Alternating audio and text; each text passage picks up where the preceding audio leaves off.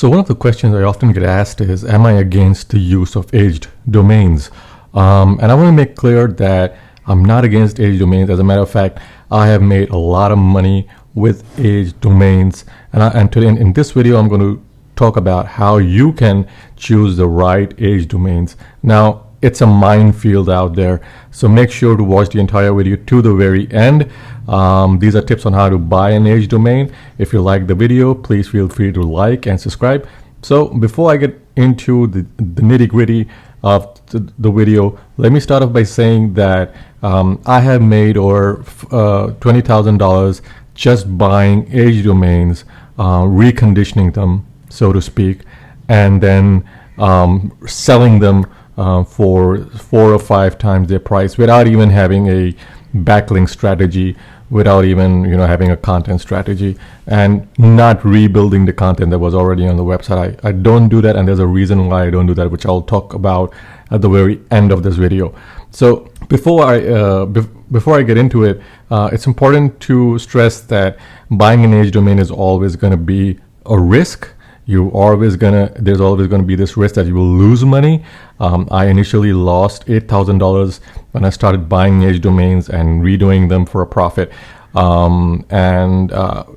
learned from it. And these tips are here to ensure that you do not make the same mistakes that I did, and you know what to check out. Also, make sure that you have the right tools to check the aged domain before you buy it. Now, tip number 1 is to make sure that the aged domain is within your niche. Now, if you want to blog about, for instance, cat food, do not buy an aged domain that talks about dog food. Buy an aged domain that ranks for pet-related content. Do not buy an aged domain that was an e-commerce store selling pet food. Do not buy an aged domain that was a grooming website for dogs or cats.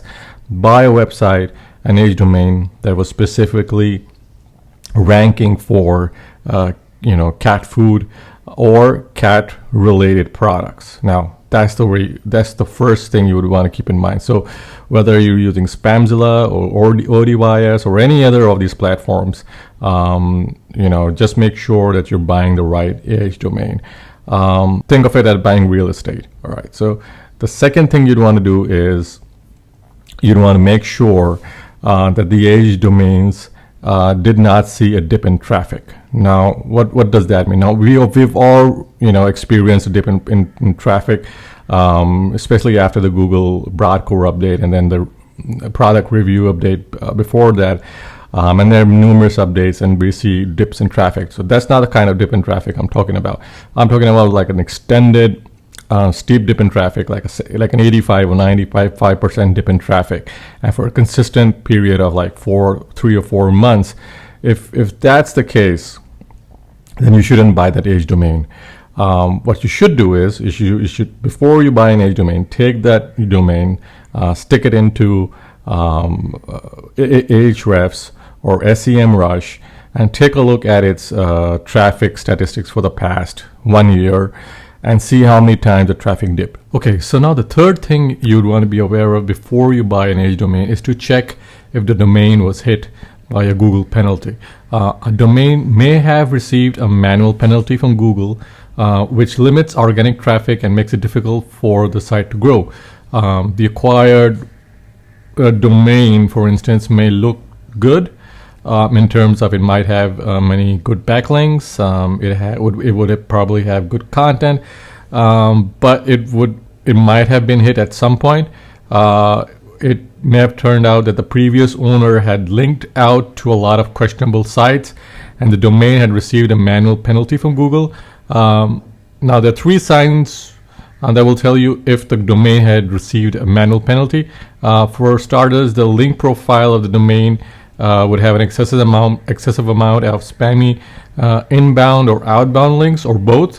The historic organic traffic will look low in Ahrefs during the time when the site was supposed to have been live, and there are no pages indexed in Google. So if that's the case, then there's a good chance that there was a manual penalty. Now, if you have acquired a site that received a manual penalty, you can submit a reconsideration request, and Google will know that you've just acquired the site and have fixed the issues. But from my experience, it takes quite a while before Google gets back to you and removes the penalty. So it can take anywhere from a month and a half to 6 months, and I've even seen this take up to a year. And even then, the Google will slap you with another penalty. The domain is good; it has a good backlink profile. You can always take the risk if it's at the right price. Now, the fourth type of website that you should never purchase is a PBN or a spammy site. Now, a lot of these auction sites that sell aged domains, they don't really have it listed as this website was used as a PBN. It's up to you to do your due diligence. So one of the ways of checking if this was a spammy site or one that was used as a PBN will be to take a look at its anchor text profile. You can use Ahrefs again, great tool. Plug that URL in. Take a look at its anchor text profile. If you see spammy commercial anchor text, this may indicate that the site was used by a PBN by the previous owner. For instance, if you see a lot of links that go to abc.com, buy a home, or buy dogs, or buy pet collars, or stuff like that. A lot of these links with a commercial intent linking out from the domain, then there's a very good chance that it was used as a PBN, and that's a domain that you should avoid.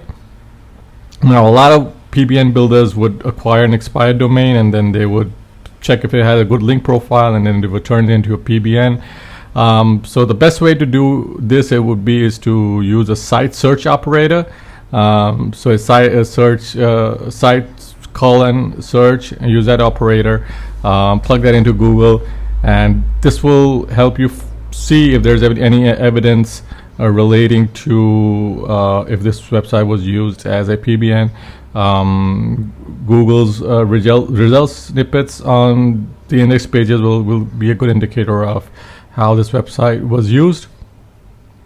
Now, the last thing that I would ask you to do is to check the real age of the domain, run a whois on the domain, see when this domain was first registered.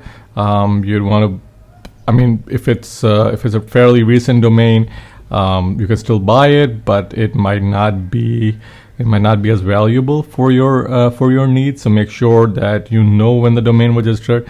The problem with domains that were registered 10 years ago would be that it would have had multiple lives, and so that would be really hard to repurpose for your blog.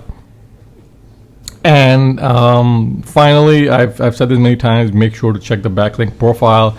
Also, it should have topical relevance to your niche, and also check that if it's not trademarked. So if it's a trademark website, then you're going to have problems. The best way to do this is if you're in the US, go to the US Patent and Trademark Office, USPTO, I guess it's called, Trademark Electronic Search System. Go ahead, search, plug in the brand name in there, and see if it was used, if it was a trademark name. If it was a trademark name, then you shouldn't use it, and you shouldn't buy that domain.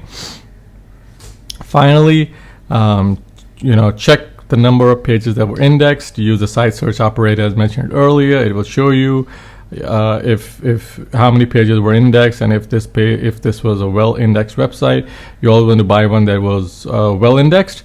And before I conclude this, I just want to say that if you've liked the video, feel free to like and subscribe. However, before you buy an age domain and before you turn it into a blog or a website, make sure that you research your niche as well. You do not want to use the same content or rebuild the old website with the same old content again. That's not the best idea. I'm strictly against doing that because that's how I lost a lot of money. As I said earlier in my videos, that is how I lost a lot of money. Build fresh content but related content to the domain, and make sure that you rebuild all those links that have that have link juice coming to those websites, to those pages, I'm sorry. So that will help you capitalize on all that link juice. And that is how you'll start getting traffic almost instantly once a domain is up and running. And then after a while, once it gets to a certain point, when the domain starts making money, or it has, let's say, 1,000 visitors a week, you can go ahead and flip the domain for a profit. And that's what I generally do. If you want details on how I buy domains and how I create domains and how I repurpose domains and flip them for a profit, just leave me a message below. If there's a good enough response to this, I will make a detailed video that goes into all of this and goes into my process. I'm actually doing one right now. I'm actually in the process of buying a domain, so that will help you. If you're new to this, help you avoid potential pitfalls, and it will help you get up and running ASAP. So if you like the video, feel free to like, and see you in the next video.